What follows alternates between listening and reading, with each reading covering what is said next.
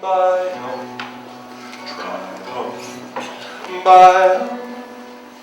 I only come from the planet victory. On the far side of the sun, our vessel moves in rhythm with the solar winds of love. Our only mission, verify what's going wrong. Somebody's vision is trying to bring this planet down. Something is missing, put our feet back on the ground. The face of Easter Island was covered thick with forest green from which they built canoes.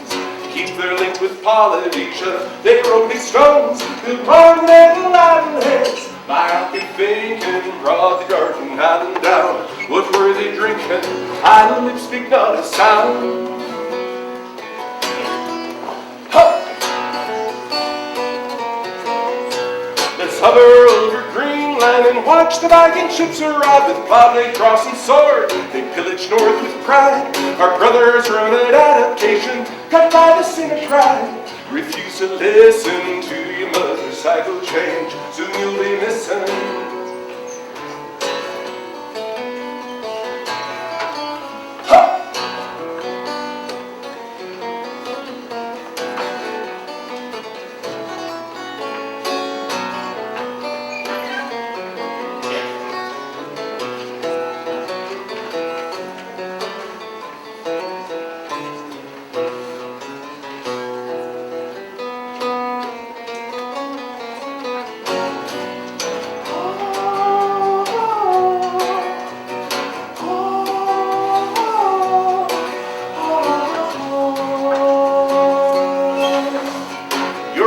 Montana was once aligned with buffalo, in rhythm with the moon, cycled with the snow.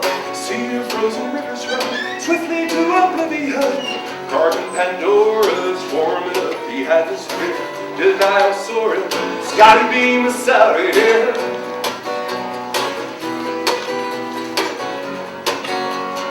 Native anthropology.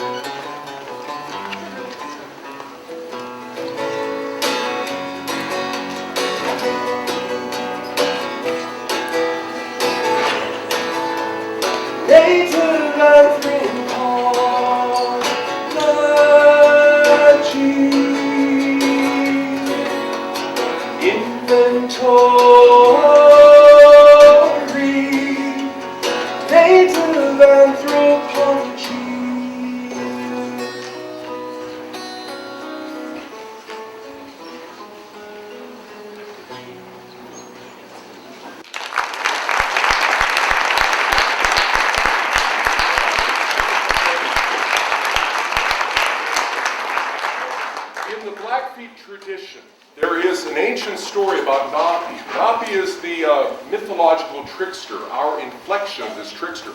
In the long ago time, old man Napi was rocking in the vicinity of the many glaciers area where the confluence of glacier comes down, and up one valley, Napi heard some laughter and some singing, some drumming, songs, and there was wolves there. And Napi spied upon the wolves, and they danced upon the crystalline river of ice, and anything they wished for would come through that ice to them.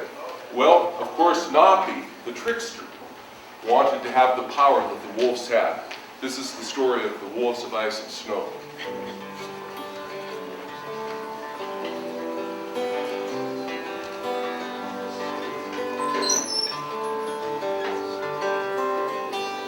The day was young, the sky full of sun, crystal river shivered in the earth's backbone, when old man heard the comforting words of the wolves singing high and dancing low.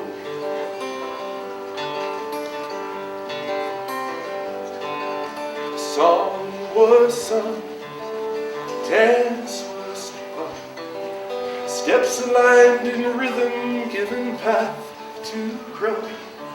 in humble face. Old man was amazed by the wolves singing high and dancing low. There before his eyes he saw a portion of the ice did thaw, and lo behold, there sprang a buffalo.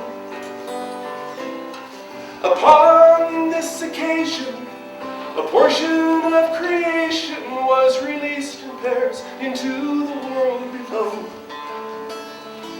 Through the blessings of the wolves of ice and snow, old man asked that both song and dance be swiftly given as a gift from wolf to him. In trust he received, then left to retrieve for himself more pleasure in the wind. Up and down the backbone Napi hunted for adventure, soon to find a sparkling river frozen in the sun. Upon ice forbidden by an elder's admonition, his gift became unraveled, his promise was undone. Humble circumstance delivered hence before Napi's righteous ego triggered trust to decay. Their crystalline river remains clearly to see. On the trail, some call the Milky Way. As you're looking through the jaws of heaven to the stars above, consider the limits of the known.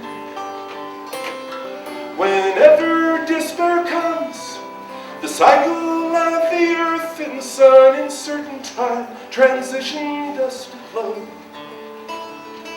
Through the blessings of the wolves of ice and snow, we are woven with the wolves of ice and snow. The day is still young, the sky full of sun.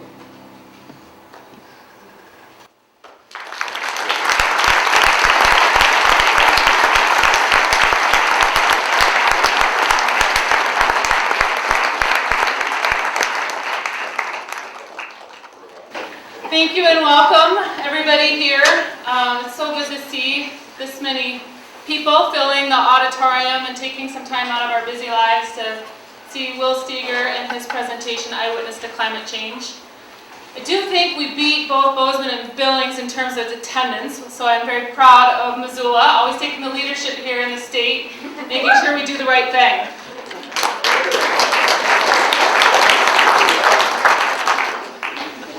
My name is Betsy Hands. I'm your MC for tonight. And I'm also a state legislator for our great Big Sky state of Montana.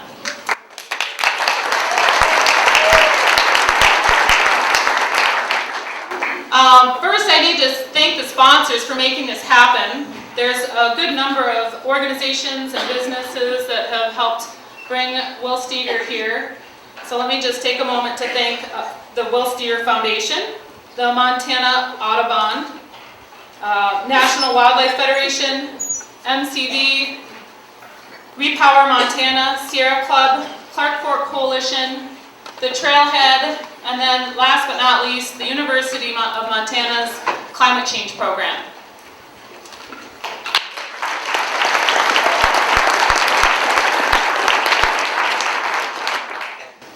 Start off with a brief speaker from a new up-and-coming voice in climate action. I'm very pleased to be able to introduce Melissa Hayes. She is a wonderful woman that is working hard while she's also in school to bring attention to the need for action now. She's getting a dual degree, so go girl. She's getting a master's in environmental studies, and then she's in law school as well. But she's here to tell us most recently about her adventures in Copenhagen, where she was the eyewitness to global cooperation on climate change. She will be finishing school and looking for work. She wants to continue working as an advocate And if you know of any great jobs that keep her in Montana, I think she would appreciate that. So please welcome Melissa Hayes.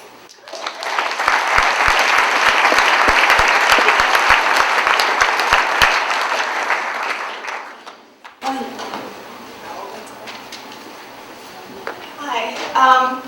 So normally no one's ever excited to go first for something, but I think I'm very excited to go first because this would be a tough act to follow. So I'll just talk to you for a couple minutes about Copenhagen. Myself and 2 other UM students had the opportunity to travel to the climate conference in December. And I'll give a little plug real quick. On February 16th and 17th, the campus is also hosting a climate exchange where the 3 of us, amongst others, will be discussing our experience in Copenhagen as well as where we go from there. So after coming back from Copenhagen, people would ask me, how was your trip? And automatically I would say, oh, it was great, it was wonderful, it was amazing. And then I'd stop for a second and think, well, no, I mean, not for the world, really. You know, we didn't really get what we wanted, but for me it was amazing. But then I think, well, actually it was amazing for the world.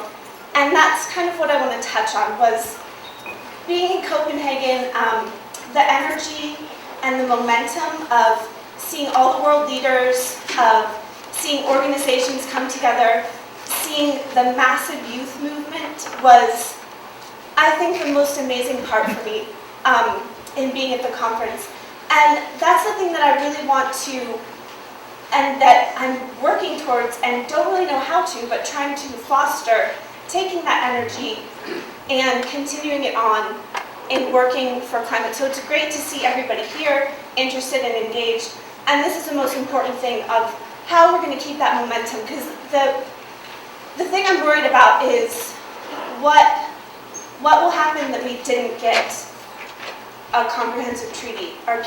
We've seen polls, some of the opinion polls starting to go down, people are disengaging, and that's not what we need. We need people to engage, we need people to keep working, we need people to contact your senator, so it's really great that we're handing out the cards at the door, fill those out. And what I think is most important is when the people lead, the leaders follow. So in this sense, if we continue to lead, then we will see our leaders follow. And I think that's a really important takeaway message. And there's so much going on in Missoula, in Montana, on campus, and it's really great to be a part of it. I'm really excited about it and just looking for ways to continue that on. So presentations like this, the climate exchange next week, and anything else we can do is very important. So, and I would talk about Copenhagen because I just think it was a really important exchange that happened, and the world got together, and even though the leaders didn't step up, the people of the world really stepped up and were engaged and connected, and I think we need to find a way to continue that in moving forward to combat climate change. Thank you.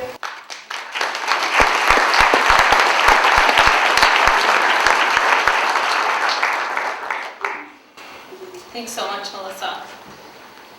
I'm pleased to be able to introduce Will Steger tonight, a fellow Minnesotan. And I have a few, yeah, for all those Minnesotans out there.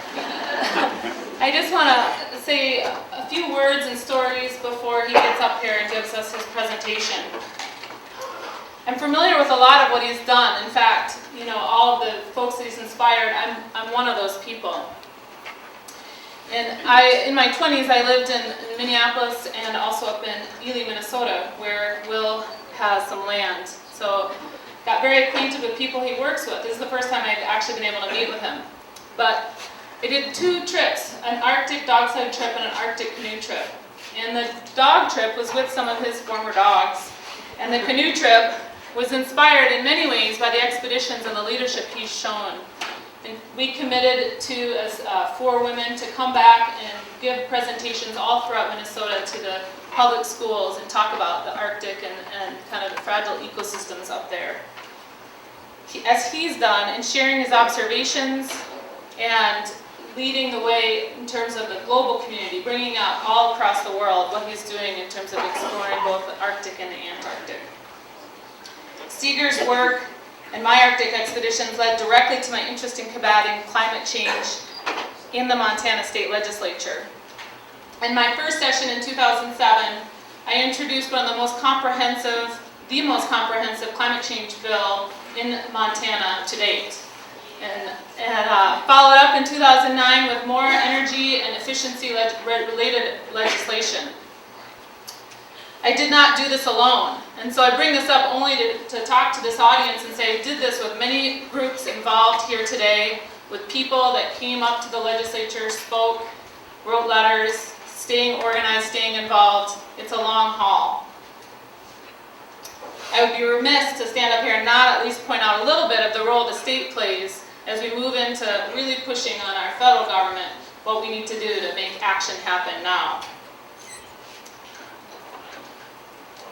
I want to emphasize that each one of us plays a role.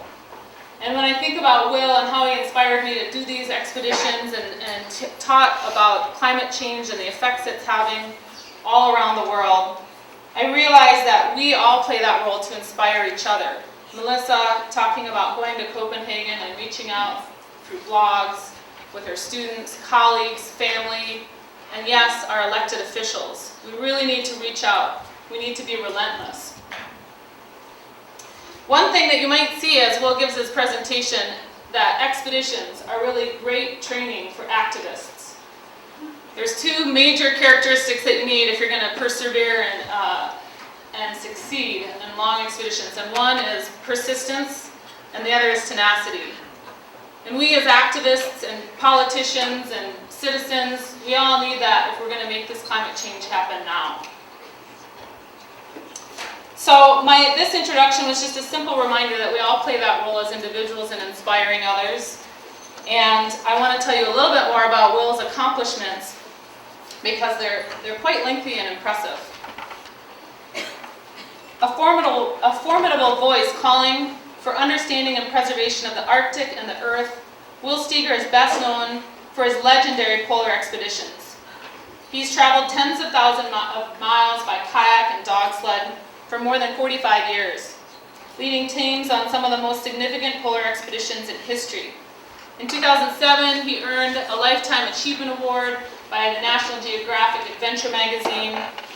And just to list a few of the major expeditions, in '86, he led the first confirmed dog sled journey to the North Pole without resupply.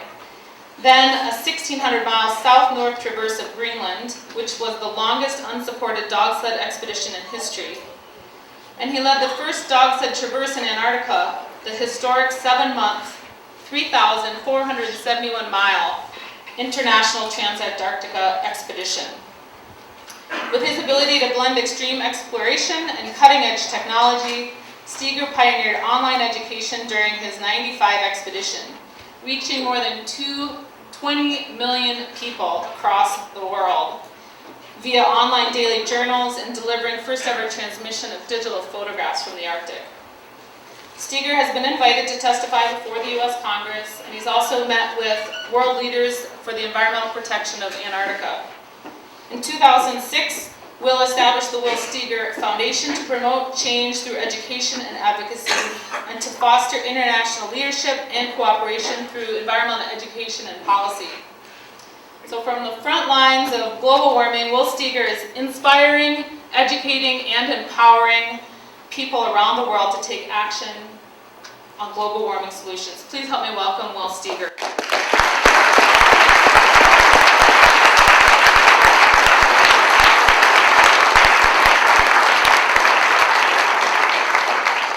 For the fine introduction and also for your commitment and dedication. And I want to especially thank all the many hundreds of thousands of hours that went into organizing this event and hard work all through Montana here that brought Nicole and I here.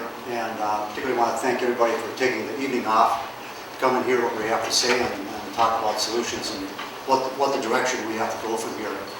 I first want to answer a question I often get is, how did you ever become an explorer? Well, I lived in Minneapolis, Minnesota, and some of us there love the cold, but most of us like the north.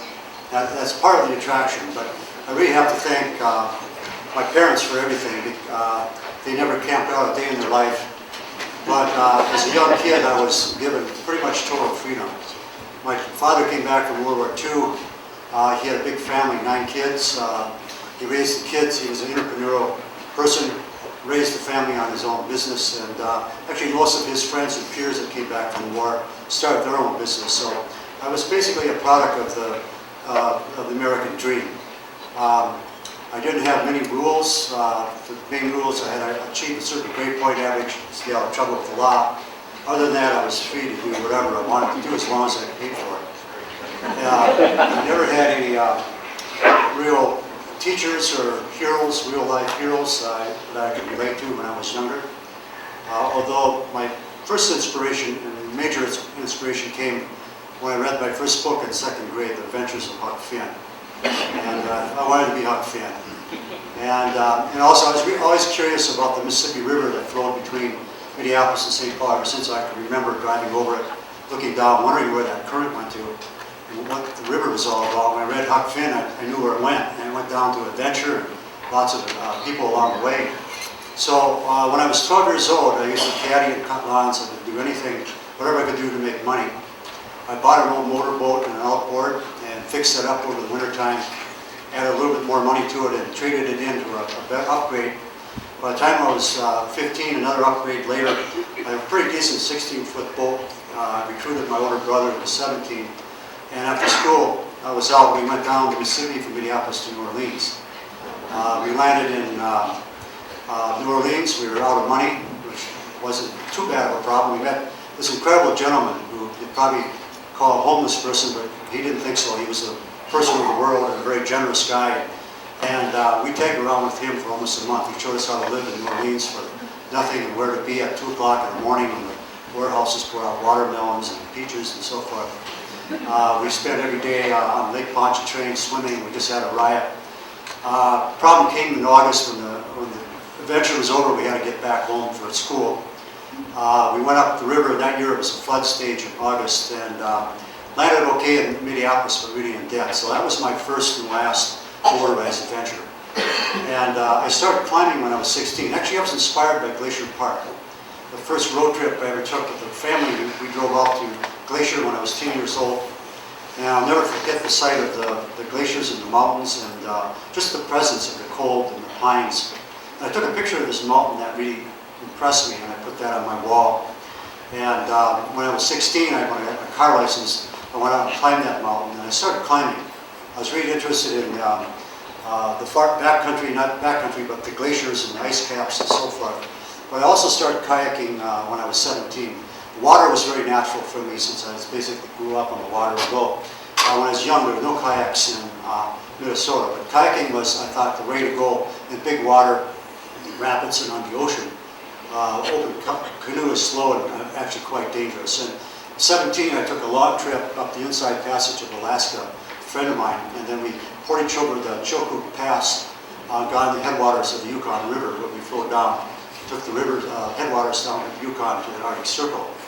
It was on that trip in the headwaters in the mountains that we actually met some old-timers from the gold rush of 1898. It was really quite an incredible experience. And I was always curious about people's stories, especially characters like trappers and missionaries and native people along the way. And we riddled these old guys with questions all night long. And they hadn't seen anyone since the summer before, so they were really anxious to talk. And it was really quite a coincidence because these stories date back to 2 centuries ago. And at that time, when I was 17, I would never in my wildest dreams ever think the Arctic was endless at that time, would ever totally change and actually literally start melting down. I continued on my expeditions. I always had a vocation in life for education, a deep concern for the environment and the innocence of life and the spirit of adventure. What really separated me from most kids, and I was an average kid. I was left-handed. I had handicaps in school. I couldn't spell right. I got the commas all mixed up. And and the spelling. So school was really difficult. But really what separated me from my peers is I didn't see boundaries. If I wanted to do something, I'd work hard, organize, and actually, despite all the excuses of not going, I would just simply go out and do it, and I'd simply make things happen. And I saw, young on, when I was 15, I planned to live in the wilderness. Actually, I wanted to live when I was 25, and I saw myself starting my own school when I was 30. But first I realized I had to get my credentials, my degrees, and I wanted to get teaching experience. So I got a couple of degrees, a degree in undergraduate in geology, biology with a teaching certificate, which enabled me to teach. I taught for 3 years. I didn't see myself as a classroom teacher. I really hated school when I was a kid, and as a teacher it was really difficult always teaching off a chalkboard, but the internet actually changed all this. It brought everything real time in alive. But when I was 25, I had the teaching experience. I had a master's of education. I worked on that when I was teaching. And then I left the city of Minneapolis pretty much for good. I mean, I enjoyed the city. I loved the city, my friends, and the social life down there, but I just didn't want to live in the city. I wanted to live in the wilderness. And I had bought wilderness property when I was 19 in a very remote area, north of Ely in the Boundary Waters, right next to the Boundary Waters area. It was 3 miles from the road. You had to paddle 2 lakes across. So I moved into that wilderness without having a job, and I fought fires the summer before. I had a little bit saved up. But very fortunately, I got a job right away with Minnesota Outward Bound, 1970s. They were very brand new school at that time. I didn't know what Outward Bound was. I hitchhiked out to the school, and they were looking for winter instructors. So I was signed on there. So that was actually 70, 71. That was actually the last real job I ever had in my life. And I was most interested in working the winter courses. I wanted to develop my own courses. I was a program, saw myself as a program director and developing, but they had different ideas. I thought courses should be run with dogs. They didn't think so, so I left them on pretty good terms. I told them I'd compete with them someday, and leased out 4 dogs and started recruiting people to start courses, which was an extremely difficult thing to do. But I started a winter school starting in '74, and that fulfilled my need for education. But also, as I started working with dogs more and getting more familiar, and mainly trial and a lot of error, I ended up with some very good dogs in the late '70s. In the late '70s, I branched off and did a lot of really major expeditions without sponsors. 1 year I left a whole year and a half and traveled about 7,000 miles. And 1 year I left my cabin in northern Minnesota, Ely, and dog sledded all the way to Point Barrow, Alaska. And these are really great trips. We had no radio. People didn't know where we were. We were living off the land. But I had this idea of doing the North Pole in 1986, and that's where my life changed, because up to that point I was making at an average of about $2,000 a year, but for the trip I needed $400,000.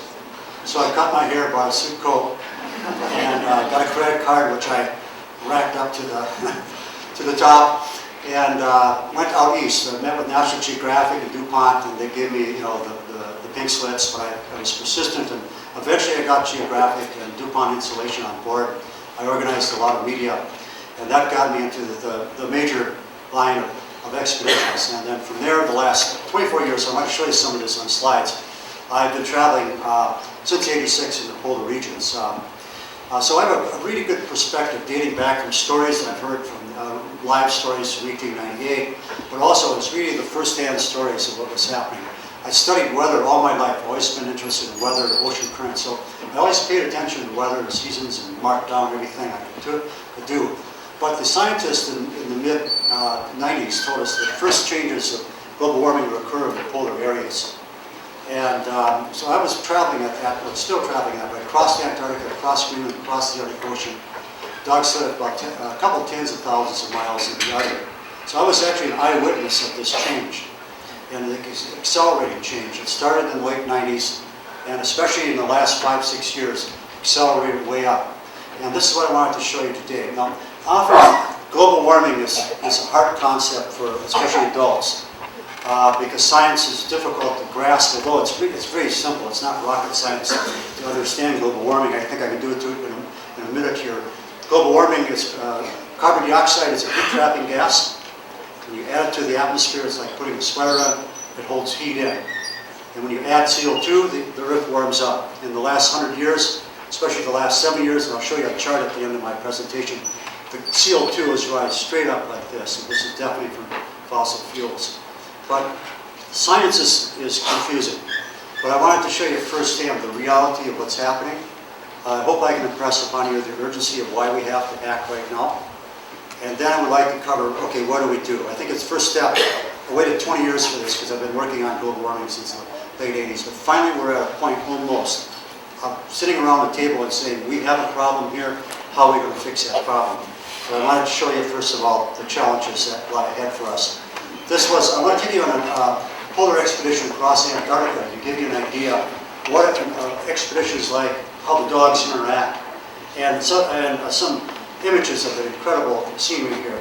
This is an international team of 6 people that I organized along with my partner here, Jean-Louis Etienne, a French physician from Paris, France. Jean-Louis was traveling solo to the pole in 1986. I was leading an unsupported trip with 8 people and 50 dogs. And Jean-Louis and I literally ran into each other 200 miles out on the ice. And we were the only person on the Arctic Ocean. This was a major coincidence, like a standing Livingston thing. But from that, we decided that we would organize the trip across Antarctica to bring world attention to the treaty that was up for review shortly after this expedition. Jean-Louis was a diplomat. We recruited 2 scientists, one from, this is during the Cold War now, we started organizing in '87. We had Dr. Qin Daho, a world-renowned glaciologist from China. Daho received the Nobel Peace Prize a year ago, December, for his work in ice and climate. Victor Boyarsky from, at that time, the USSR, now Russia, St. Petersburg. He was a glaciologist. Prior to this expedition in '89-90, Victor had spent 17 full years in the polar regions. Jeff Summers, who worked with the British Antarctic Survey, which is England's scientific study or extension in Antarctica. Jeffrey was in charge of the dogs in the 80s. In the 80s, the scientists used dogs for their support and backup rather than snowmobiles. So Jeffrey was a very good dog driver, but most importantly, he was quite familiar with the Antarctic Peninsula, which was actually quite a dangerous place, as we found out. Keizo Funatsu from Japan, another real competent climber and especially dog musher. And I'll talk about later a little bit the 30 dogs that we specially bred for this. This was the route that we took. This is generally how I think. I look at a map and I think, okay, what's the longest route? What's the challenging route? Because for myself, what's in it is the experience along the way, and especially learning about an environment. I mean, if I wanted to learn about Antarctica, why not cross it the longest possible route? I had this idea in my mind for almost 20 years, but it wasn't until I made the North Pole in 1986 that was running into Jean-Louis that was reality. To be at that caliber where we could start recruiting globally. There were several issues here. One was that there were only 13 men that had been into the interior. This was the Amundsen, Scott, and Mawson's expeditions in 1912 and 1913. Of those 13 people, only 6 returned. So we knew it was going to be a very, very harsh situation. And there was also, between the Russia, the United States and France were telling us different what conditions, and the Russians thought it was different crevasses, and there was no real information over most of this route. But the real challenge is we had to leave in midwinter in order to do a route of 4,000 miles across. So we left here on the northernmost point of the Antarctic Peninsula, and I'm going to show you this in detail. We crossed the Larsen ice shelf. It took us about a month. We crossed 300 miles. The Larsen A and B is now disintegrated, which I want to show you in more detail. We had 60 days of storms here as we crossed these mountains and unbelievable conditions. We set out fruit caches in fickle weather the summer before. This is before the days of GPS. Unfortunately, we lost 3 of the fruit caches. Fortunately, there were every other one. So we were forced to travel in some unimaginable conditions. But because of our group spirit and so forth, we did make it out. We got into the higher elevation where we got away from the storms, but got into the really super cold weather of the high plateau. We made the pole. We started on July 26th. We made the pole on December 13th. And then we crossed the area of inaccessibility here that had never been crossed, and human experience has never been in that area. Just a simple high plateau, really not much to it. 20 years ago, we were here coming off the high plateau, high elevation, with incredible second winter coming on in the coldest place on the globe. We were at 60 below, but we made it here 222 days later on March 3rd. Now, Antarctica is divided into 2 geographical areas. The bigger part of the continent here is called Eastern Antarctica. It's the high plateau. It's 3,000 miles here across this full length. This ice plateau is between 10 and 11,000 feet. It's for sure the coldest place on Earth. The coldest recorded temperature there is 129 below zero. It probably gets much colder even at high elevations. Some of that ice has been around for 1 million years. It goes down to 14,000 feet thick. Because of its size, it creates its own weather system. And for the most part, the Antarctic plateau has not changed yet because of global warming. Western Antarctica, this section here, is changing really quite rapidly and is very concerning for the scientists. I'll show you a different type of picture here. This larger white area here is Eastern Antarctica. This ice cap here, ice cap is basically a big blob of snow and ice, and the Western Antarctica is 9,000 feet thick, and it actually goes below sea level. And but this is 9,000 feet high, and Western Antarctica is surrounded in part by what's called ice shelves. This red area, for example, is called the Ross Ice Shelf, and what we're looking at here is all this ice on Western Antarctica on this side flows down to the Ross. You have what's called ice streams. An ice stream is like a gigantic glacier, anywhere from 20 to 100 miles wide, and hundreds of miles way back in. So this flows down. You have these glaciers from the Transantarctica range flowing down. It flows out over the ocean, and it forms a cap over the ocean.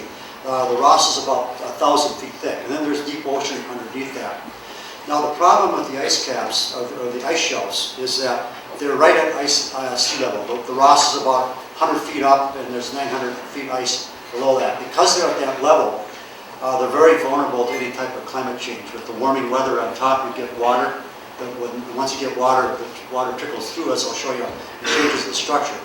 But they're especially vulnerable to changes in ocean currents. Now the southern seas, because of the warming of the ocean currents are already picking up, especially if you get warmer ocean currents, with the current moving but bringing in warmer water, you can see a fast disintegration of that. The Ross is still stable, except for around the outside, but the Ross disintegrated, we would see a rapid rise to sea level. In fact, the scientists have drilled into the muds below the Ross Ice Shelf to get a sense of climate history the last couple of million years, and they've seen that the Ross at certain times have suddenly disappeared.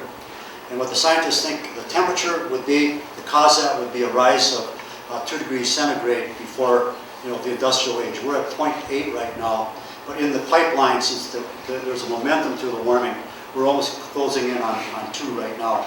I'll be talking here in more detail about the Larsen Ice Shelf and that breakup.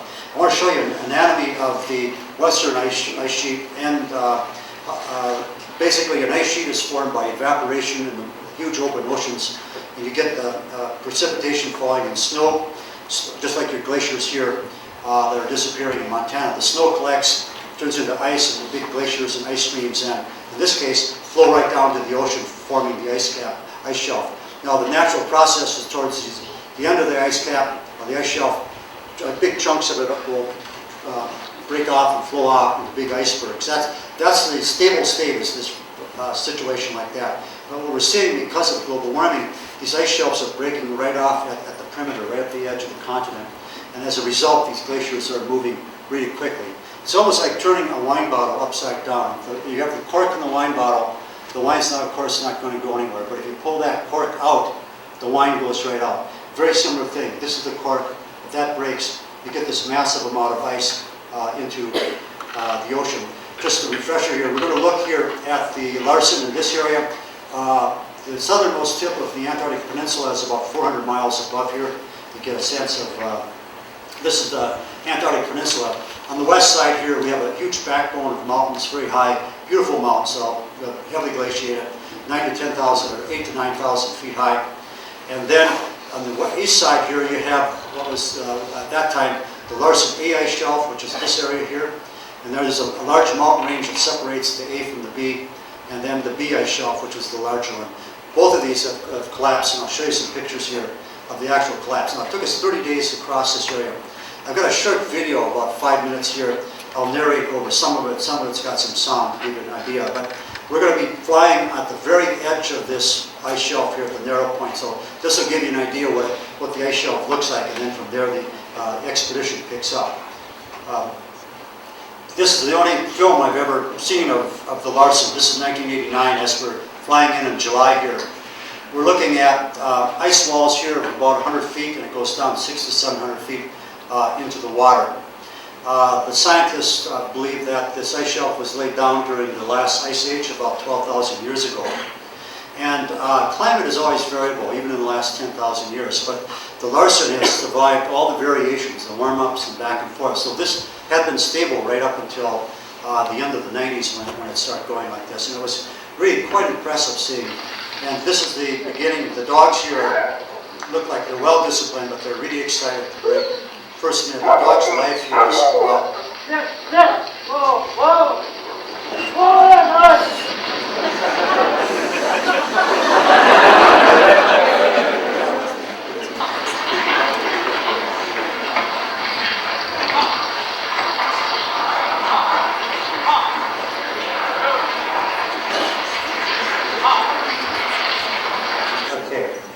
This is the dog, the breed of dogs. We call them a Polo Husky. They're predominantly a Canadian and Greenland dog. We put in the mixed in the Alaskan Indian dog and the Mackenzie Husky. Notice the fur. These dogs, their ideal temperature is 30, 40 below zero. They're pretty wild animals, so we socialize them a lot of handling when they're young pups. And you see how well they're socialized. But you can also see what they love most here is snow and also expeditions. They're just like us, but even more so. Their entire life revolves around their team and pulling. This is on the Larsen AI shelf. Again, we're midwinter, very beautiful time of the year. You have about 6 hours of perpetual twilight. The sun is not up quite at that time. And then 18 hours of darkness. Very flat surface, not much danger on the ice shelves here. This is ideal for us to train. It's relatively mild here, 10 below zero or so.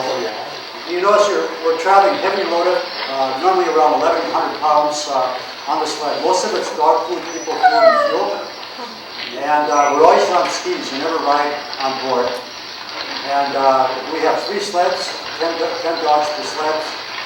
And then we have 2 people per sled unit. So we work in teams of 2 during the day, basically. Okay, up! You can hear our voice commands here. Okay, up! Come on! Up, up! Whoa, whoa! Whoa! Make sure they come.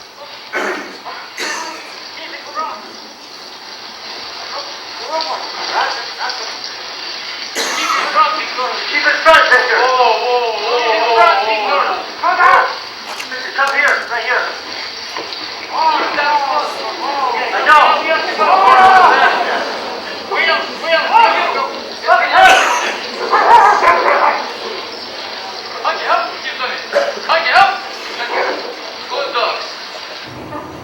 You know, crevasses were a real danger. We had crevasses only when we went up and down mountain ranges, which are about 12 ranges. But it was really cold. We were at high elevation.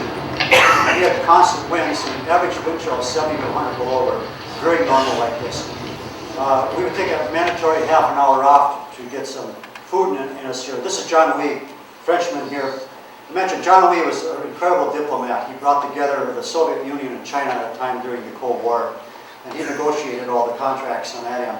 Myself, I was in charge of the logistics and organizing the dogs and expedition and team members, and also raising the $3 million on that end.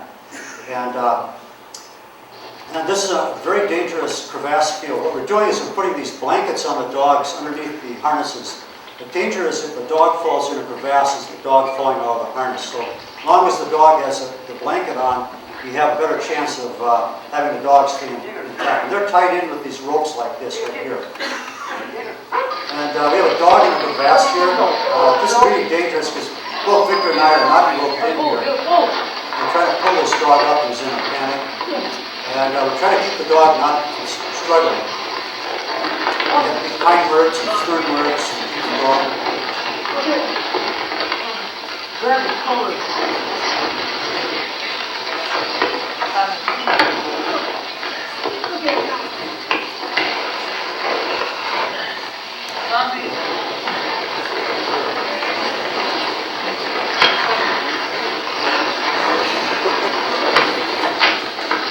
Get started. Get it on.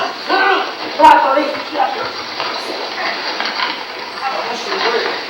110 pounds this dog.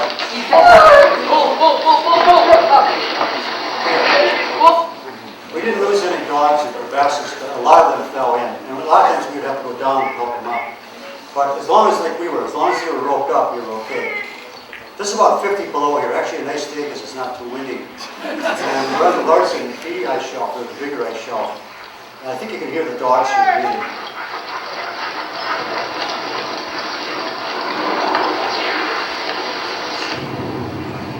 And this are normal conditions here. Strong winds, a lot of blowing snow, poor visibility. This actually was a good day because you could see a little bit. But we had traded in Greenland and we were really good at keeping our dog sleds really tight, which is hard to do. It's very easy to get separated, to get lost, which is we're okay because we're self-sufficient, but still it's a loss of time here. So staying close is real important.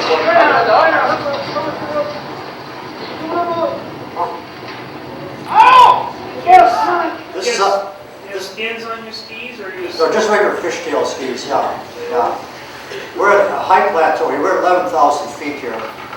This is the area of inaccessibility. This is our normal pace. We would go 10-hour days, half an hour off, and 10 days on, 1 day off, 10 days on. We kept a steady pace. We were way behind because of the storms, but we were able, in the 4 months of going across Antarctica, dogs were running quite well. We averaged like 23 miles a day, would be like 29, 30 if we were at a lower elevation. But the other end of this, in the 4 months, was incredible boredom. I mean, you wish you could inject your food into your veins so you didn't have to eat it. And you're so tired of your thoughts. I want to show you here.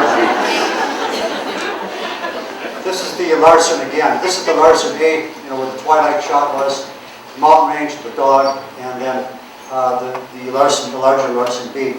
We're looking at here, January 31st, you see up in the upper right, 02. And you notice this is where the dog was in the crevasse. The Larson A is already disintegrated. That broke up over a period of time in 98. We're going to look closer in this square here, which took us 15 days across. And this is a close-up, a satellite photo. And what we're looking at here, this is the mountain range, the open ocean, and this is the ice cap. It's about 100 miles, 110 miles from the open ocean here, the ledge, to these glaciers. These glaciers are some of the longest glaciers in the world. Now what's unusual about this picture, the surface of the ice shelf rarely thaws, and if it thaws it's just a short period of time. But 2002 was a record warm year, and what formed on the top because of the melting of snow were these large lakes. And water on ice changes the structure of the ice right away. And I'm not sure if you ice fish in Montana, but where I'm from, there's a lot of ice fishing, and on 8 to 10 inches of solid ice, you can literally drive a truck on without really worrying about it. But if that ice gets wet at all, any weight on it will go through. And this is what happened on a planetary scale. This water went through the ice to change the structure, and then on February 1st, day after the shot here, we had the first collapse here on the south side. These are pieces, chunks of size of small New England states. And over the next 30 days here, this entire ice shelf broke up. It was an incredible phenomenon. And what was alarming about this was it caught the scientists that the ice, the people that know everything about the science and ice shelves, caught them totally off guard. Because before that, they didn't think something that large could solely just break up. The thermodynamics, and that's what we're doing in global warming. We're stressing the thermodynamic systems to a point where all of a sudden you have a collapse like this. Now, what this means is that ice is floating on the Arctic Ocean originally, Antarctic Ocean, so it's not going to sea level rise. But these glaciers here are rapidly moving now into the ocean. And this is where we'll see the sea level rise. Now, this is minor compared to if the Ross ice shelf collapsed. That would be a major event. I mean, that would wake up even the staunchest skeptics. This was on a kayak expedition 2 years ago where the Larson A ice shelf used to be. And this is where the sun set, the perpetual twilight. Now we're in kayaks on the open ocean. This is an iceberg here that you'll see. Icebergs are common, and breakups of icebergs are also common. But what's uncommon about this area when you're kayaking in is all the ice that you see going around. And this is about size dimension here, about 300 feet. We're on 4 small kayaks, 8 people, really pretty precarious situation here, filming this thing.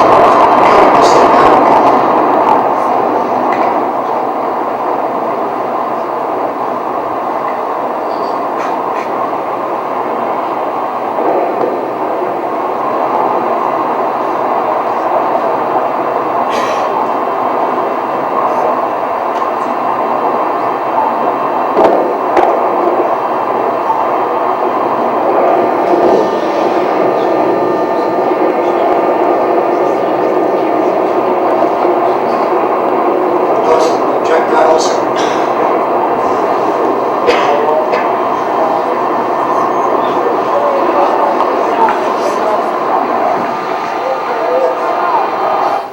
Film stops here.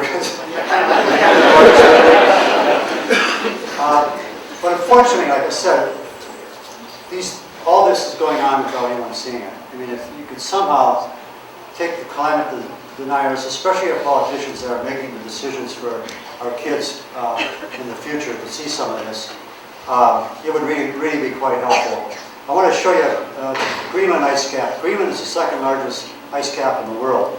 We crossed it the long road unsupported in '88 as a training for Antarctica. We're up here on Greenland at 2 miles high. That's 10,000 feet high. Greenland is the largest island in the world, 1,600 miles from south to north. Along this line here, it's 10,000 feet high. Greenland contains about 12% of the world's fresh water locked up in ice, and if it all disintegrated when in the ocean, we'd see a sea level rise of about 14 feet. The main ice cap at this time is still very stable, but we're starting to see signs of deterioration along the edges, and I want to show you here why. This is 1992. You're looking at the red areas are the thawing levels in the summertime. In other words, the thawing levels here are going up maybe 800 to 1,000 feet during the summer of '92, which is not a big deal. This is almost an average thaw levels. But as this accelerates, in 2002 here, you can see the thawing levels are going up to close to 4,000 feet. And watch this acceleration here. 2005, we're about 6,500 feet here. 2008 was a record year. We had almost 8,500 feet at that time. Now what this means is you're getting a tremendous amount of water that's melting down. The equivalent amount of water that's melting here is equivalent to the outflow of the Amazon River. And what happens to this water is it first collects in shallow areas on the ice cap and big lakes. These lakes fill up. The lakes then form rivers. These rivers flow for a very short period of time.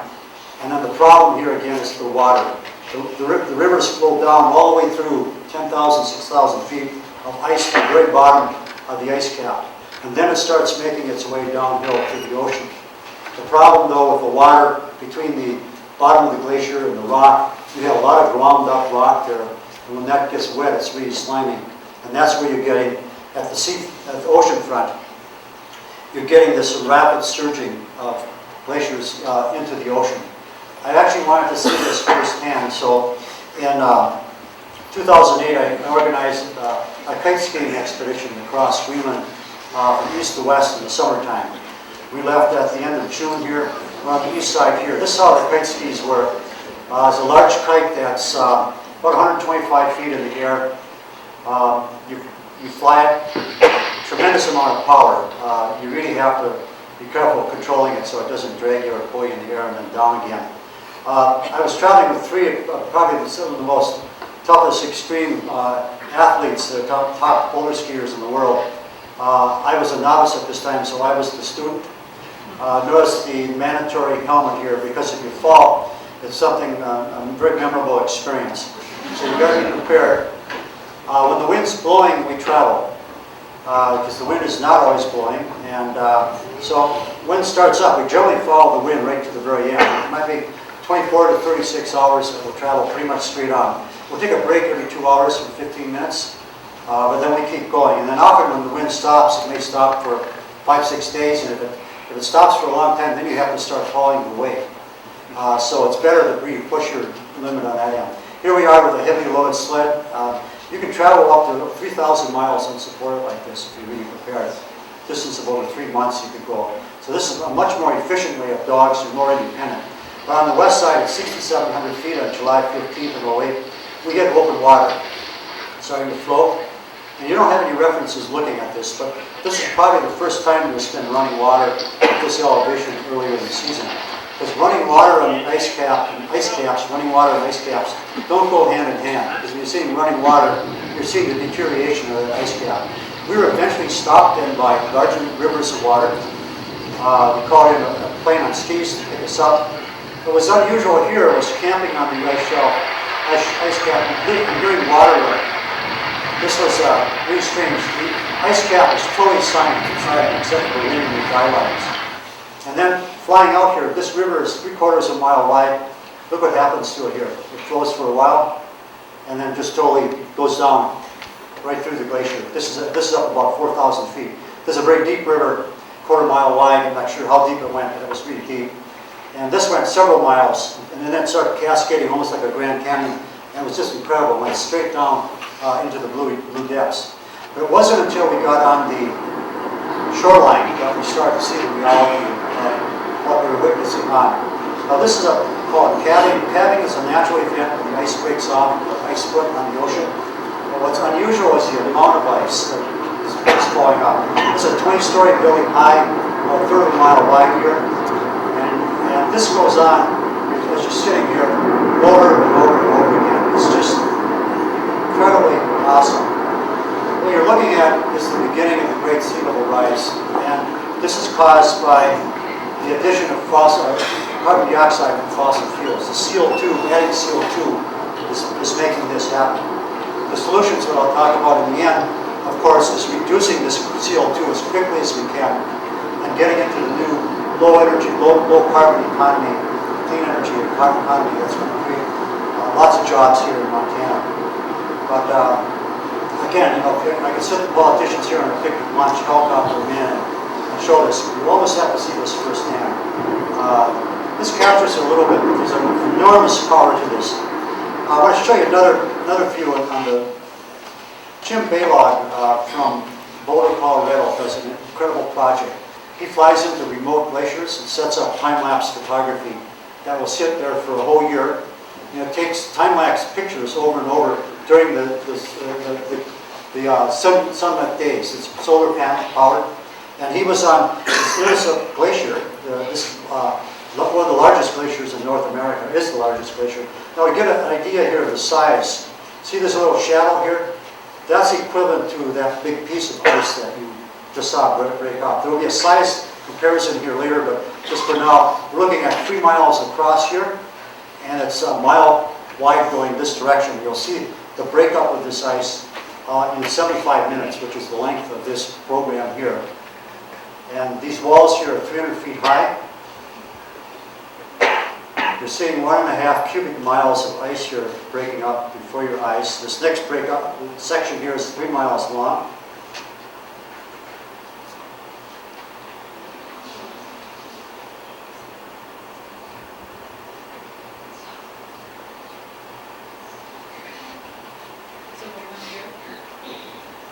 And I got to, we'll move back here and we'll see a size comparison of what exactly we're looking at.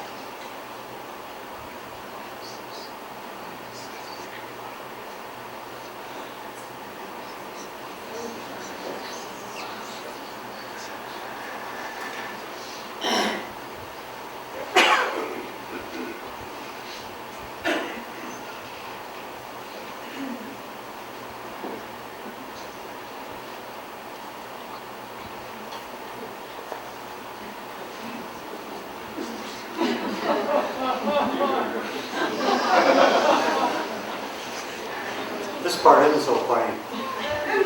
But just to get an idea, 75 minutes, and this is what's going on all around Greenland in the summertime.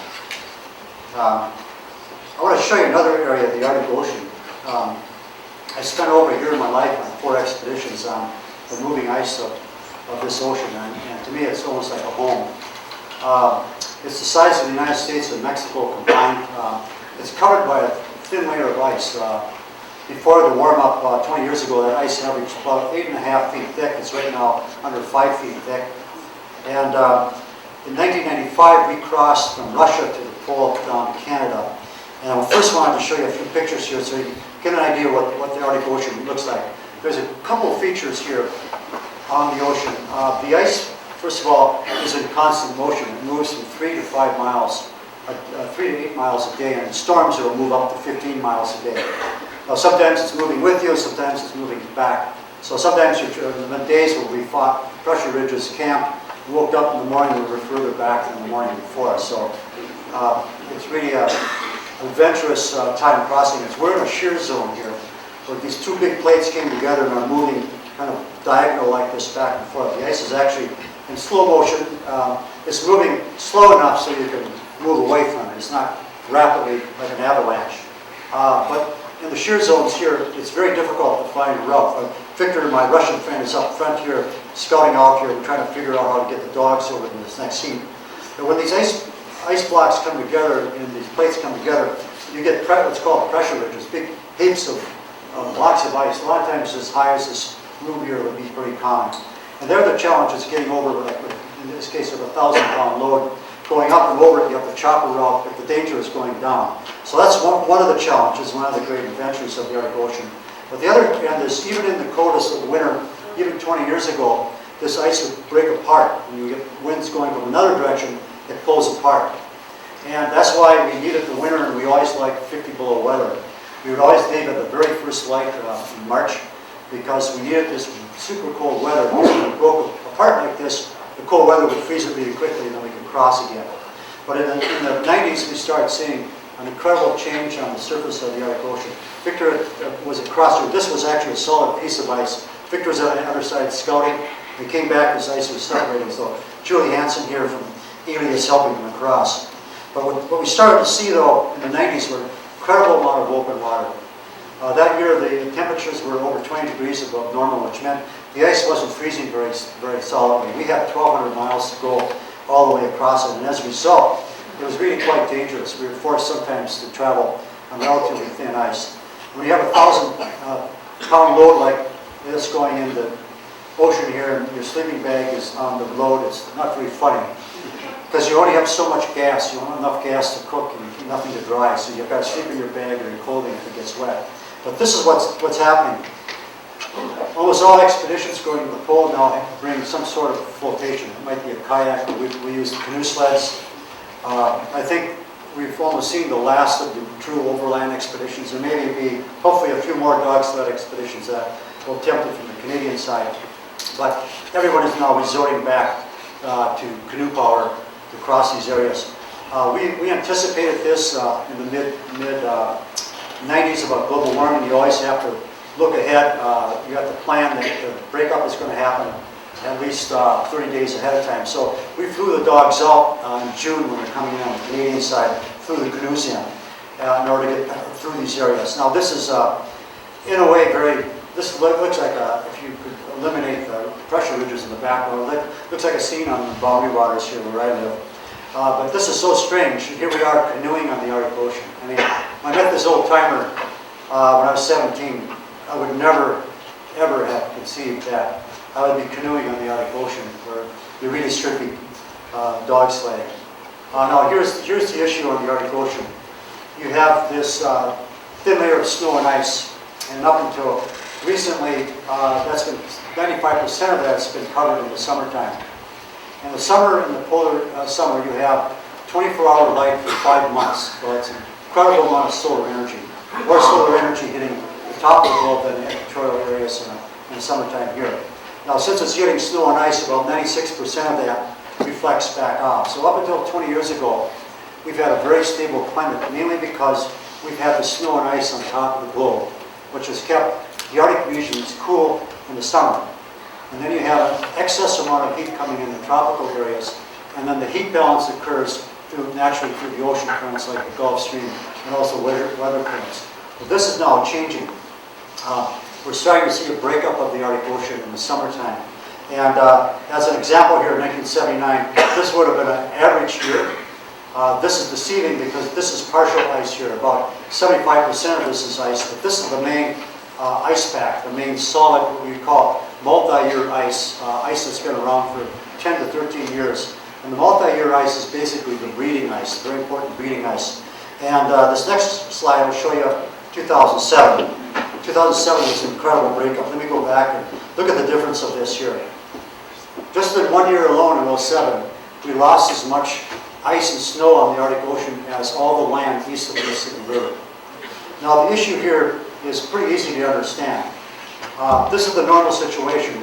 95% snow and ice during that 24-hour period for 5 months, and pretty much total reflection of energy. The second to the top seen here is in the mid-90s. When we crossed the Arctic Ocean, you saw the open water there. This is the beginning of what the scientists call a positive feedback loop. In other words, it's like a domino effect. Once you get the warming and the thawing of ice, it reveals darker colored water. That energy hits the darker water, warms up, melts more ice. The more melting, the bigger it gets. And that led to this collapse in 2007. Now, what was concerning in 2007, it totally caught the scientists off board. In fact, myself, I knew this was coming, but I had no idea it would happen so fast. The normal scientists that studied this area thought maybe a century and a half. The conservative science or the conservative models thought never. And all of a sudden here we have a breakup. And now we have the US Navy and the Norwegian Navies planning a joint venture for a sea route, 4-month sea route over the top of the globe in 2013. Now, hopefully they're premature in this, but we're rapidly heading into this area where you have a totally open Arctic Ocean. Now, what does that mean? Well, this is, and scientists, we could call it an albedo flip. In other words, albedo means a high albedo reflective area turning into an absorptive area. It's a flip of energy. It's not a 100% gain of energy, it's about 170% gain of energy. And this is where the heat balance of the globe starts changing. And along with this, more melting in the glaciers, more rapid deteriorations.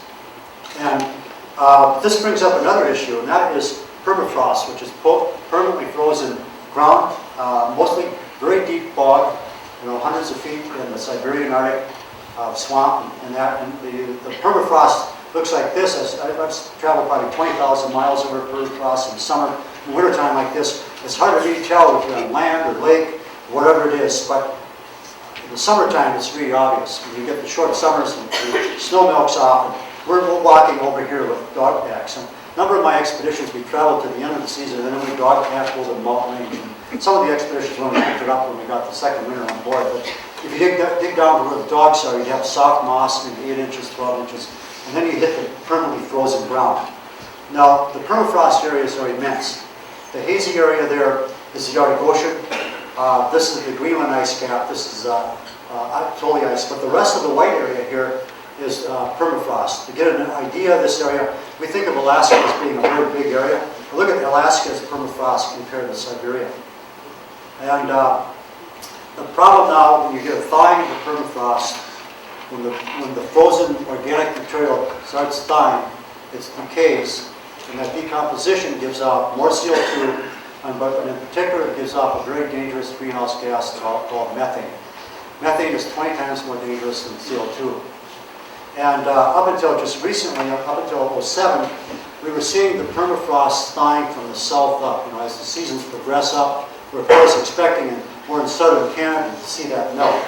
But the shocking thing in 2007, for the first time, we started to see the permafrost, the major permafrost here, starting to melt from the north down.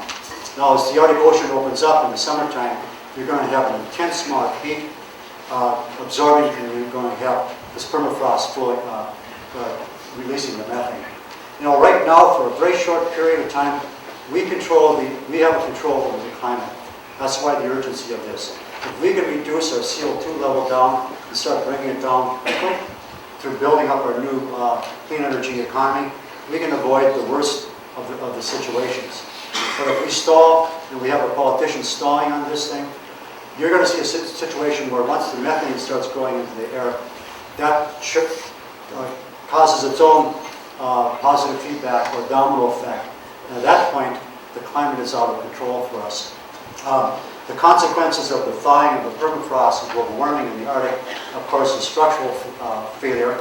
This is a Eskimo village that was built on frozen sand on the western coast of Alaska that washes into the ocean. And it's really quite ironic when you have an ex-governor who does not believe in global warming and calls climate scientists snake oil. And that's what we're up against here. But more than the structural failure and the effect on humankind, what motivates me is the moral implication of the loss of species. The polar bear is probably our best example. The beloved bear that we all love, and kids see bears, and as children we're really imprinted by this wonderful creature that has evolved on sea ice. It needs sea ice in the summer to survive because its only prey is a ring seal that lives on top of the ice. And the bear has evolved over time with a white coat and sense of smell and ability to hunt and grab these seals off the ice.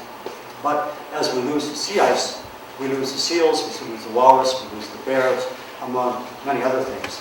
The bear population, however, is still relatively strong. We have 20% of the population that's threatened. Southern Hudson Bay is probably the population that's going to go. And in fact, if you have little kids, I would suggest, first of all, take them to Glacier Park.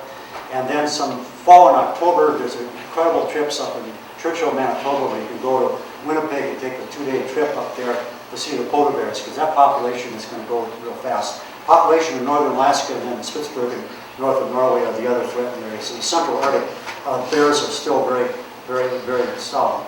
The bear in the Inuit or Eskimo culture, their spiritual beliefs, the bear and the human they see at the same level. They're both the top hunters. What happens to the bear?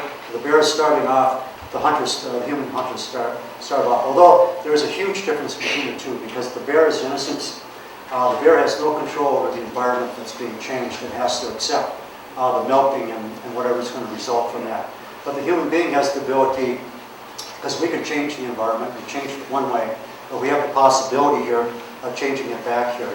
I don't want to bore you with graphs, but I want to go on quickly with the solutions. But there's a couple of important graphs here I'd like to use. I always get the first question I normally get is, isn't this normal fluctuations? And climate, what's normal about climate is it goes up and down. But what we're looking at here, at the bottom here, is 0 to 400,000 years.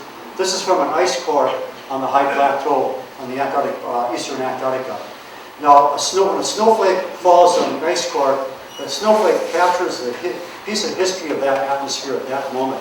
In other words, all the trace elements, CO2, methane, that's all captured, falls on the ground.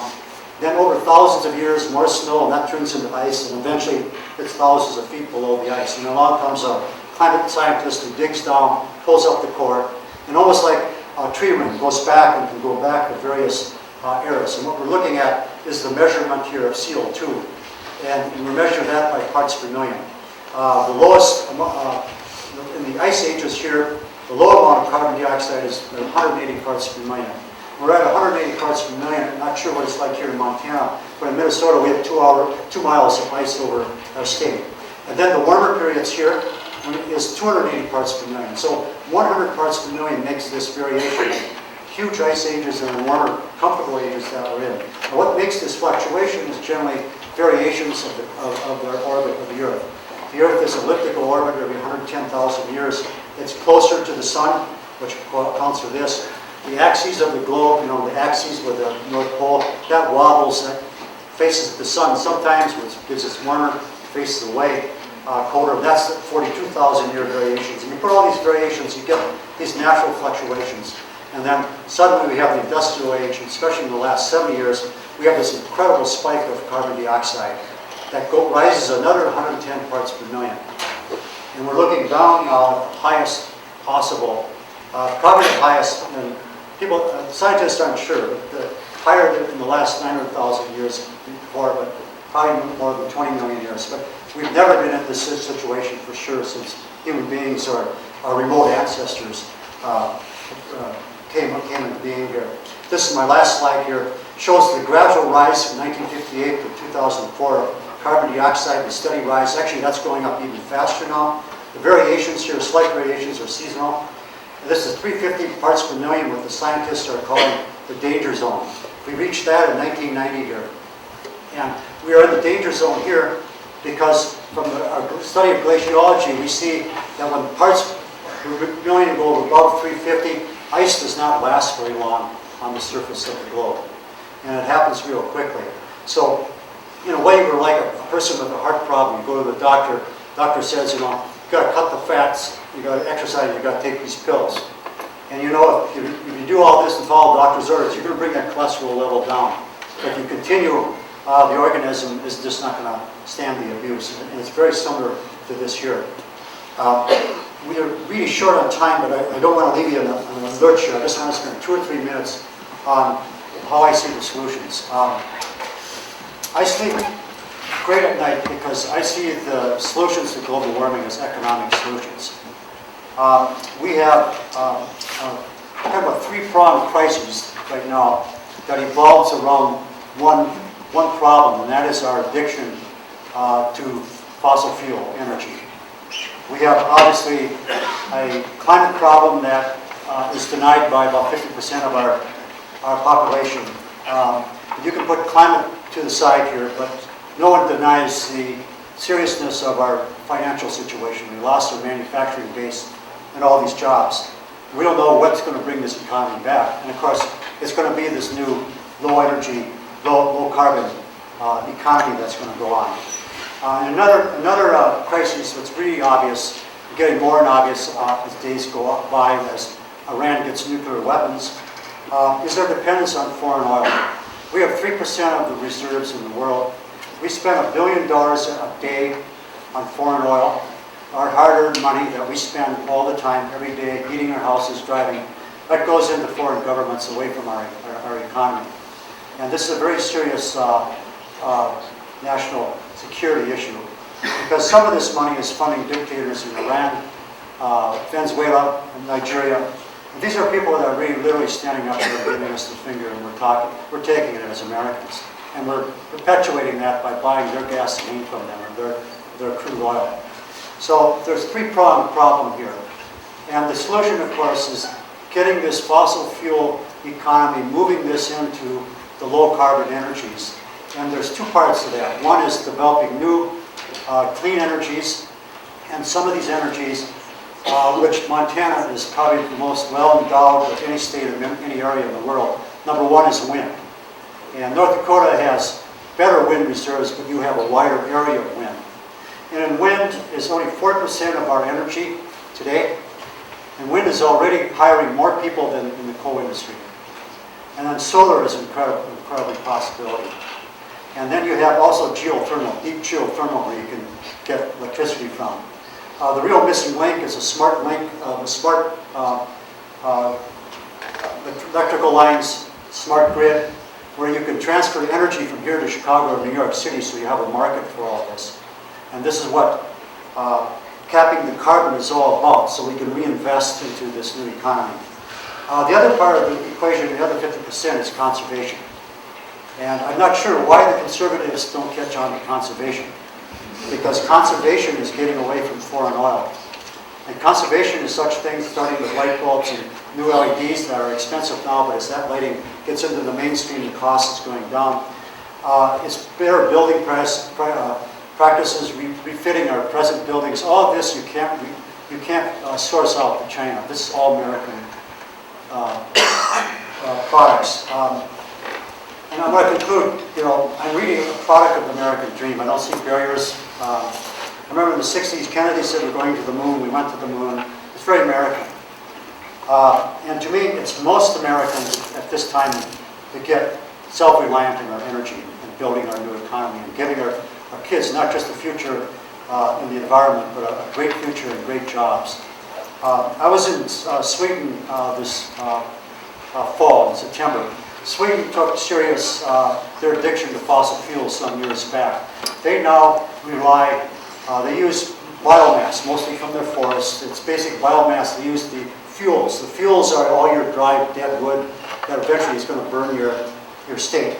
They use these fuels, and they also create a huge, great forest. They have wood products, but they're 50% self-sufficient now in their energy. They have no recession. In fact, they can't find enough workers in the countryside. I'm from Minnesota, where the loggers are not working right now because the paper industry is gone, essentially publications. And of course, if we get more serious about our recycling, we can drop our forest consumption on paper, and we can also start retooling that into using our fuels for our own energy. This is the direction where we're going to go. But what is needed is really the American spirit. We need to enlighten a lot of our elected officials, because they represent us and they represent our children's futures. And I would say probably the most important thing, and our Will Steger Foundation, we don't take right and left sides on this. We see this as an issue that affects everybody. And in this polarized political atmosphere, it's really tempting to take swings on the other side. And the key here is communication. And the key to communication is, first of all, respect and getting that communication going. And you don't necessarily have to believe in a person's viewpoints, but the first line is really to respect the other person and maybe trying to understand where they're coming from. But the tolerance is incredible, part of building the communication. But we really need to take our messages to our elected officials. The first step, of course, is in our own life. It starts really at home, and our thoughts then to setting an example as a self. Again, we can live the best example in the world, but unless we're acting collectively, nothing's going to work. But the great thing about global warming is I see it's really forcing our communities to become socially engaged. I think one of the big problems in the society, because in the 50s I saw as a kid, we were really socially connected. Everybody was doing things together and mining for the future generations. And over the last 30 years, through technology or whatever we want to blame it on, and we know how it is. We get separated through driving to work, which you don't have to do too much here, but most people do, technologies and so forth. But I see this global warming and the solutions are really bringing our communities together, because that's what it's going to take. I want to introduce Tom. Francis, where's Thomas here? Oh, great. Thomas from National Wildlife Federation. We work together in North Dakota. He's going to talk a little bit more about hands-on, boots on the ground solutions and what we can do. Thanks, Will. Yeah.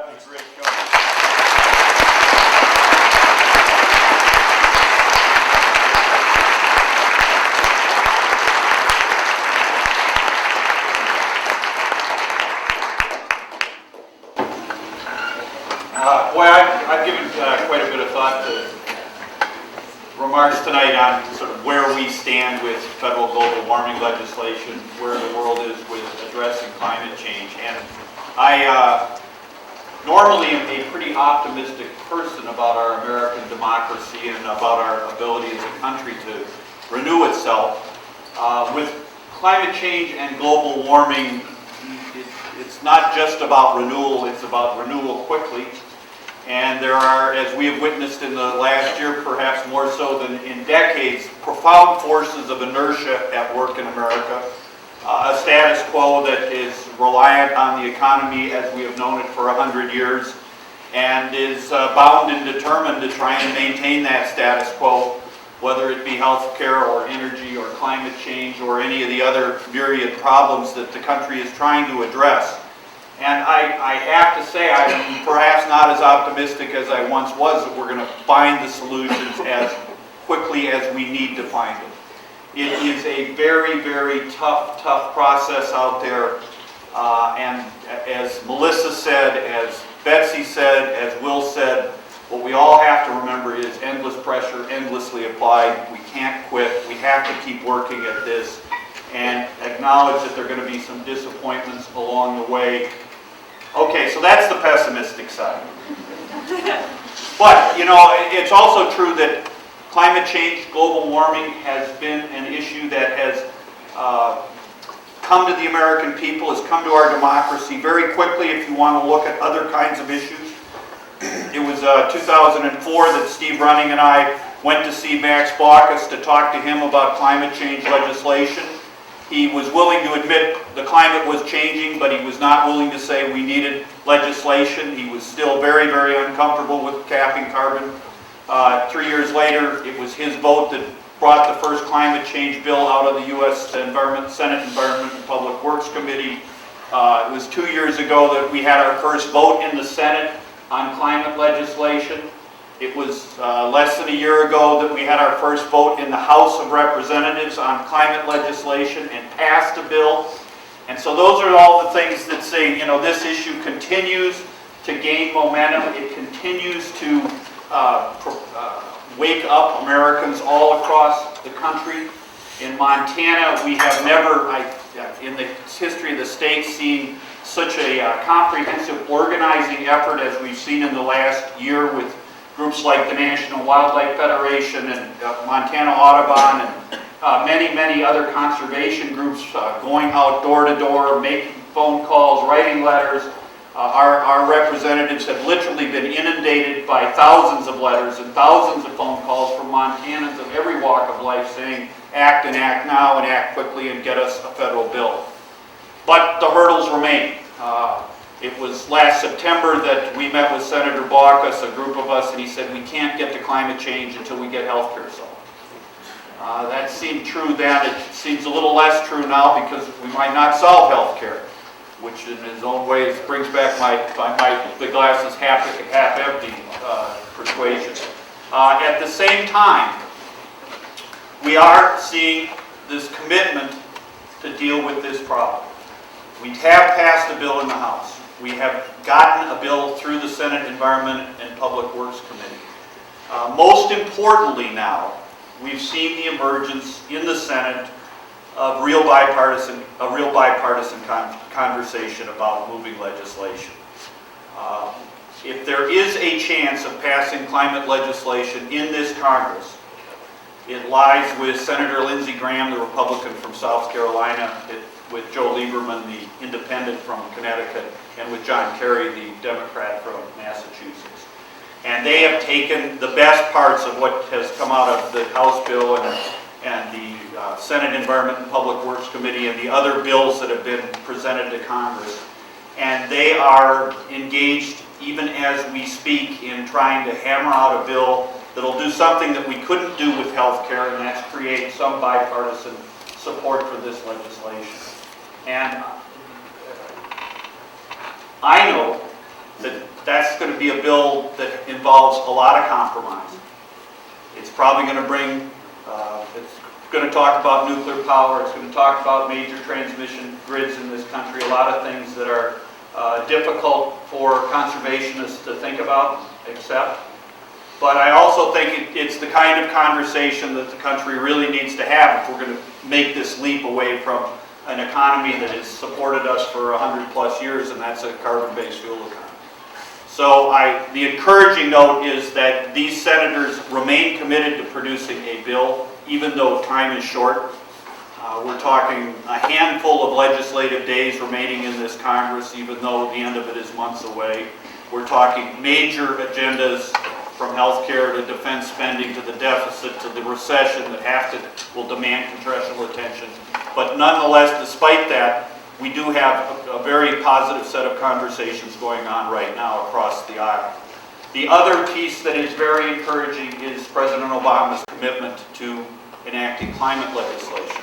Melissa suggested that Copenhagen didn't come to the result we wanted, and that result was an international treaty on climate, and it didn't. But at the 11th hour and 59th minute, there was a general sense that the talks were going to collapse. President Obama sequestered himself in a room with the Chinese and the Indians and the Brazilians and said we need to come up with some progress, and out of that, for the first time, came a commitment from the developing countries to cap carbon and, most importantly, to report on what they were doing by way of meeting those targets, those voluntary targets, out to the rest of the world. And it's not what the National Wildlife Federation hoped. It's not what many of America's delegates to the Copenhagen talks hoped for, but we were that far away from nothing happening, and President Obama refused to let that happen. To date, he has really not weighed into the Senate debate. But I think we have an expectation that because of the commitment he's shown, we can anticipate that the President will swing a heavy bat here at some point in terms of driving this Congress to pass a bill. Now, again, the days are short. The issues are extraordinarily complex. The ACES bill that passed the House was 1,000 pages long. I read our 30-page synopsis of it today. It addresses everything from tropical deforestation to energy conservation to carbon cap and sequestration. There are many moving parts within that.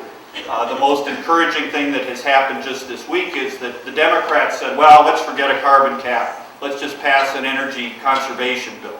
let's go to renewables and let's try and incentivize that, but let's leave carbon alone. Senator Graham said, I'm not going to go there. We can't get to a new energy future unless we find a way to cap carbon and to make carbon pay for itself in terms of the impacts it's having on the environment.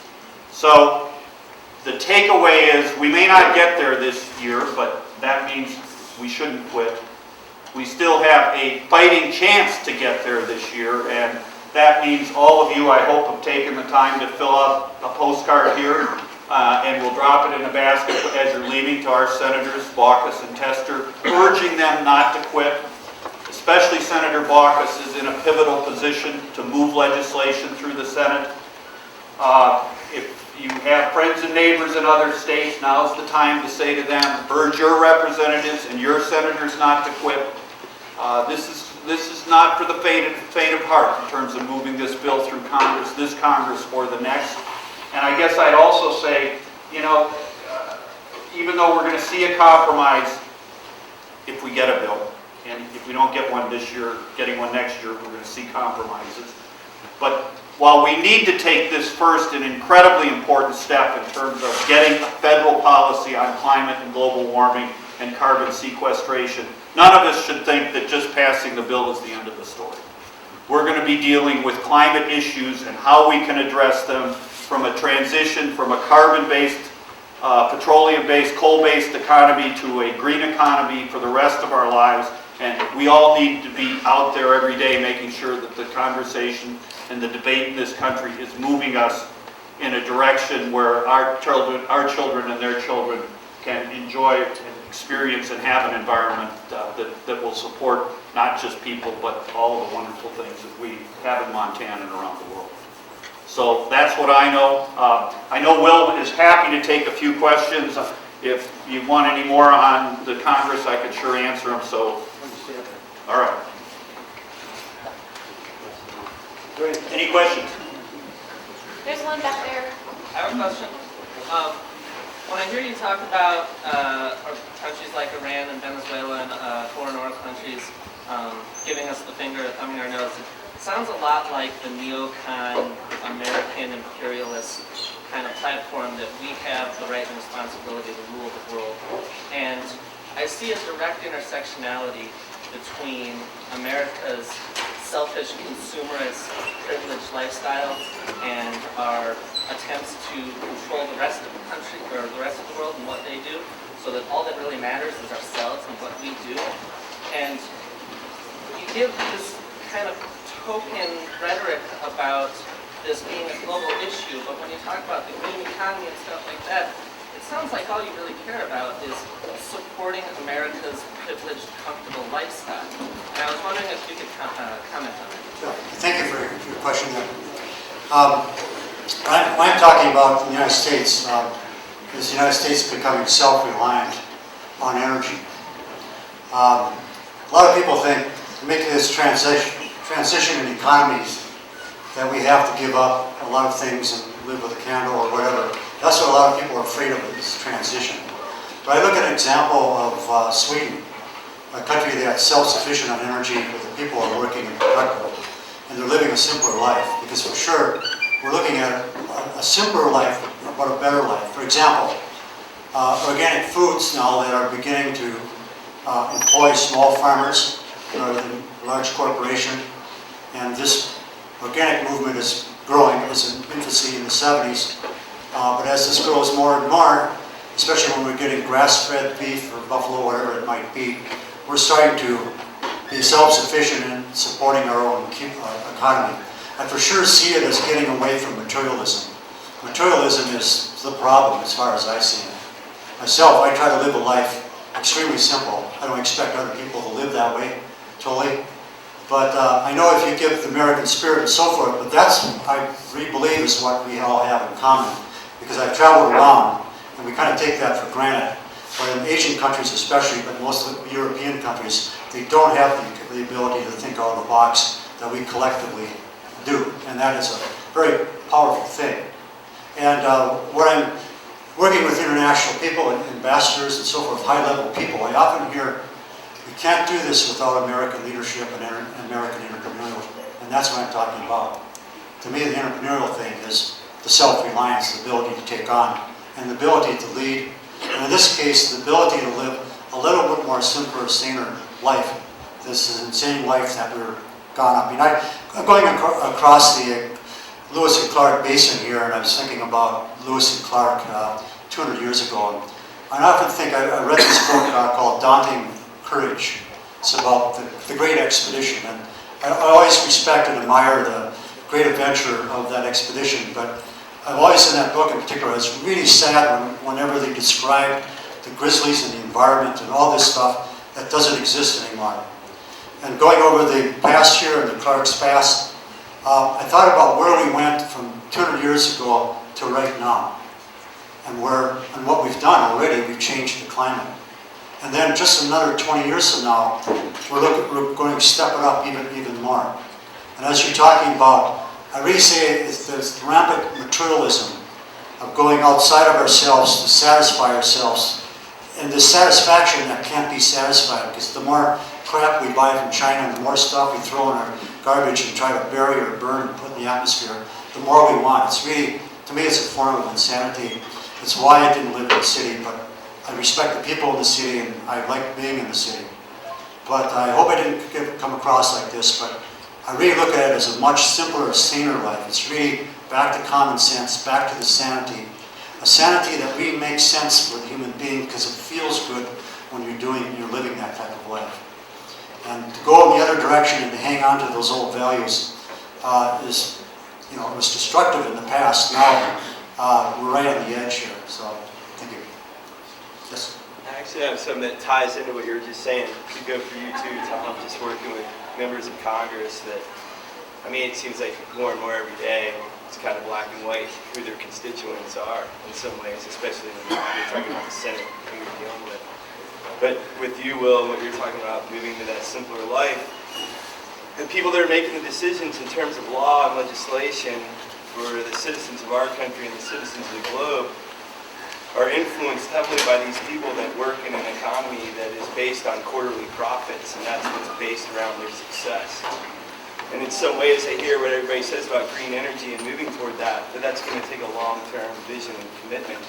And I guess my question is, how do you inspire those people to have a more long-term, sustained vision to create change when they're basing success on 4-month periods? Right. And it's based on monetary profit, material profit. The question was short-term profit, as we're all familiar with, and not thinking of the future. How do you change that? Well, first of all, I always look at myself. How do we change that within our own habits? And what I'm talking about is the changes that we make back to simplicity. All these changes save us a ton of money because we're burning through money really fast because of this lifestyles that we live in. Most people live in the cities. So getting back to the simplicity, you're actually conserving on your money. But how do we get away from that short-term profit and idea? And I don't have all the answers, but I know what's going to really swing this thing is the profit in a different direction, which is wind industry, solar, wind, all these industries that are going to grow out of that, and getting this going to the bottom line. People are not going to change just because of global warming or the polar bears. We're all concerned about that, but when it comes down to feeding the kids here and getting the food on the table, we really have to look at where the jobs are coming from. We need to look at where the jobs are coming from and where they went to. They disappeared on us. And where the possibility of getting more jobs and building this economy. And the more profits we can make and turn around wind and solar, especially if those profits are turned around within our local economies. The key is the local economies, decentralizing. Biomass energy is really incredible because when you're harvesting biomass, you can't ship it any more than 20 miles. You've got to distill that within the local area. 90% of that money stays locally. Right now, it goes into foreign governments, and that's what we're talking about. And we know that the fossil fuel is going to go way up. If we had $4 a gallon right now, this would be moving really quickly.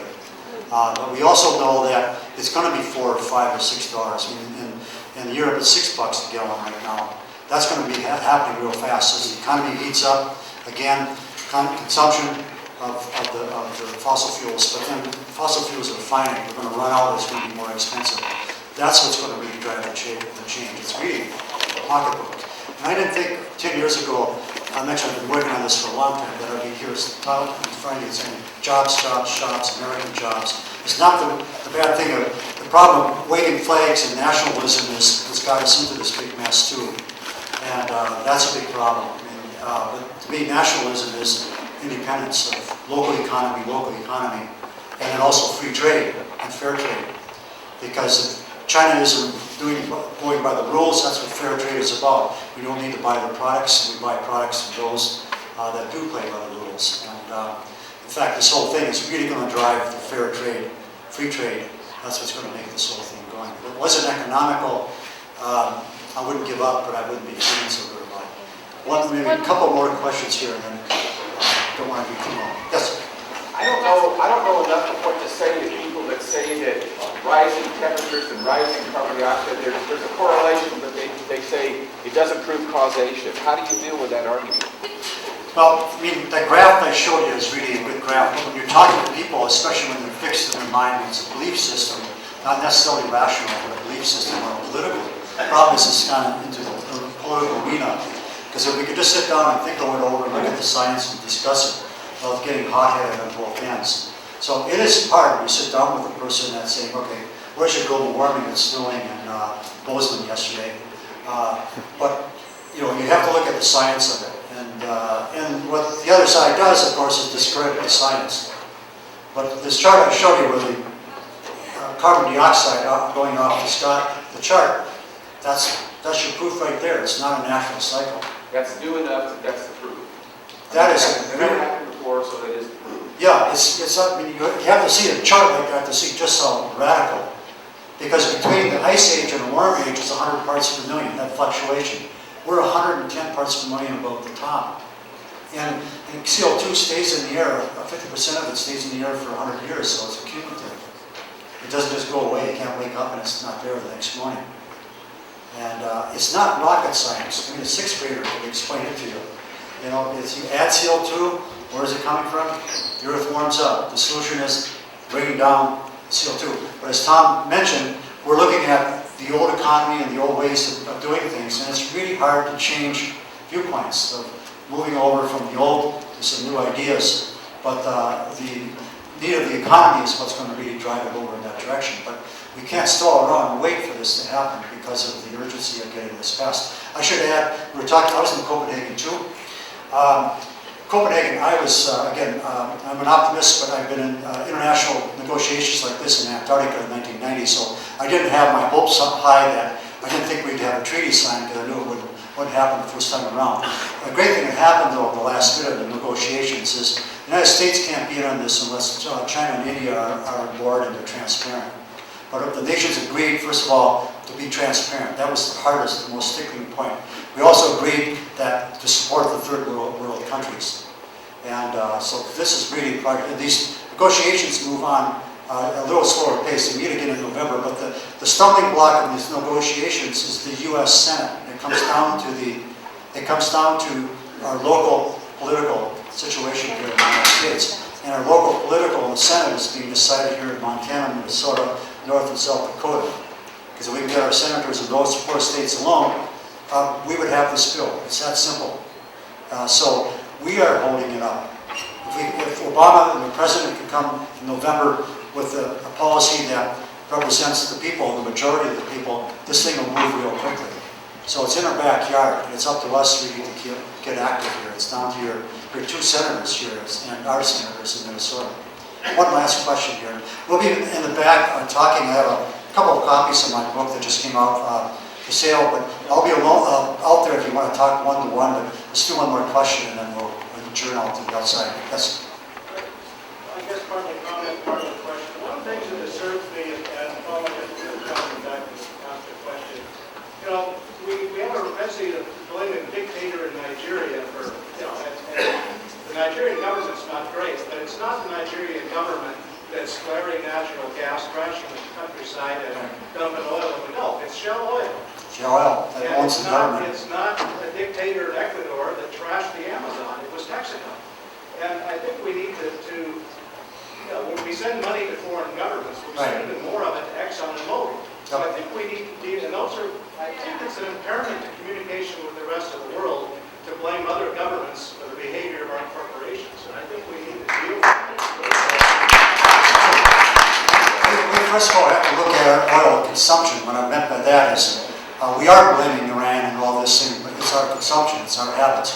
But you know, Shell Oil is placing the dictators in place in these countries. That's how powerful this fossil fuel industry. I mean, it bought us a president for 8 years, and it brings us wars. I mean, it's the power of the fossil fuel industry.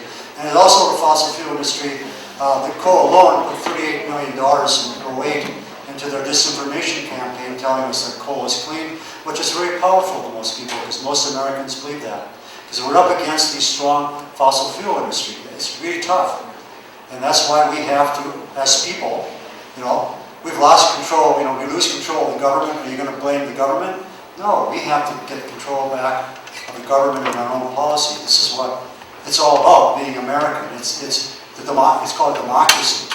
You and I and we're inflamed about something, we're going to make it change, and that's what democracy is about. But we have to get off our butts and not blame everybody and get going and get organized and educate ourselves more. So get on the internet. If you have questions about global warming or just Google out anything you want. And then also, if you're getting reports from skeptics saying that the ice caps on Mars are shrinking or whatever, try to get the skeptic where that information is coming from. Of course, in Fox News, you don't get the source. But go try to get the source, and then Google that source. If it's a person, or if it's an institute or whatever, Google that source out, and you're going to be very surprised. You'll find where the money's coming from, and you'll be very surprised. Someone says, well, so-and-so said that. Google that person out and find out. It's really quite interesting. So get active and, you know, educate yourself and be good Americans and be self-sufficient and, you know, a better, simpler life here. That's what this is about. So.